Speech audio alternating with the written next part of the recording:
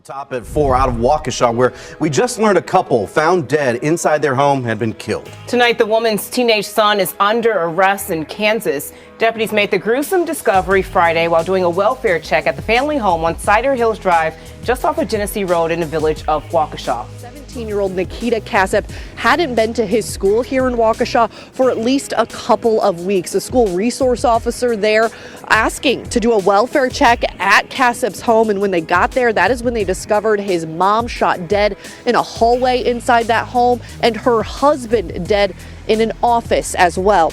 Both bodies had been covered in clothing and blankets, his mom in a state of decomposition. Detectives discovered one of the family vehicles was missing along with a handgun and the family dog. Relatives tell 12 News, or they've identified Donald Mayer and his wife Tatiana Casap as the two victims in this case. They say that they had been married for nearly a decade. It's a story about two people who lost their lives and how a juvenile could be responsible. Here's a family picture of Donald Mayer, his wife Tatiana Casap, and Tatiana's 17-year-old son Nikita Casap. This picture is from Milwaukee TV station WDJT. The story begins when there were multiple calls made for a welfare check back in February. We have a criminal complaint of the incident. The first call came from the mom of Donald Mayer, who lives in Massachusetts. Mayer's mom told police that her son had sent her text messages that she found weird earlier in the week on February 23rd. It's noted in the complaint that Mayer's mom also said her son recently told her daughter that he had been sick and was going to take time off social media. On the same day, a resource officer at the local school requested a welfare check because Nikita hadn't been in school for 2 weeks. And prior to that, he had a, quote, perfect attendance record. In fact, it seems that Nikita was really a great student. In December of 2022, he was Student of the Month for the health department at his high school. A statement by his teacher reads that, quote, Nick has a great work ethic and does not hesitate to find clarity when needed. He's a strong advocate for his success and works diligently to maintain a high level of rigor. He is very polite and works well both in a small and large group setting. Found Tatiana in a hallway with a jacket and towel over her legs and a blanket over her body. The complaint states that her face was decomposed and she had a bullet hole that appeared to exit her back with a bullet hole in the wall. Later, deputies found the body of Don in a first-floor office. He was covered in clothes and he had a wound in the back of his head. While both parents were now located, 17-year-old Nikita was nowhere to be found. But then, according to this complaint, deputies spoke with a neighbor who said 4 days prior, he had seen Nikita driving away in his stepdad's car, a 2018 VW Atlas. It looks just like this. Records show that Nikita didn't have a driver's license. Then this story expands far beyond the Milwaukee area. Deputies pinged Tatiana's and Don's cell phones, which showed a location of Cheyenne, Wyoming. That is more than a 14-hour drive from their home in Waukesha and 984 miles. Deputies then tracked the location of Nikita's phone, and they say they were able to track it from Wisconsin to Illinois to Iowa to Nebraska, then Wyoming and Colorado.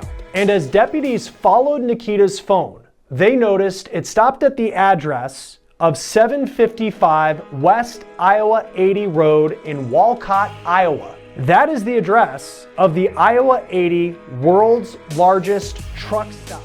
Eventually arrested Nikita about 9 hours away from that iconic truck stop in the small town of Waukene, Kansas, population 1,745. With him, a small black dog that was missing from the home, but that's not all. Inside the car, police say they saw a Smith & Wesson handgun in plain sight, specifically a .357 Magnum. It looks just like this. And the complaint notes that Nikita's stepdad had bought a Smith & Wesson .357 Magnum and it was missing from the home in Waukesha. We learned in this criminal complaint that prosecutors believe that Casap possibly had plans to kill his parents for months and that he was talking with someone in Russian on the controversial messaging app Telegram to do it, even plotting to escape to Ukraine once he allegedly did. Nikita's female classmate, known as Witness A in the complaint, says that Casap told her he was messaging with a man in Russian on Telegram, and he said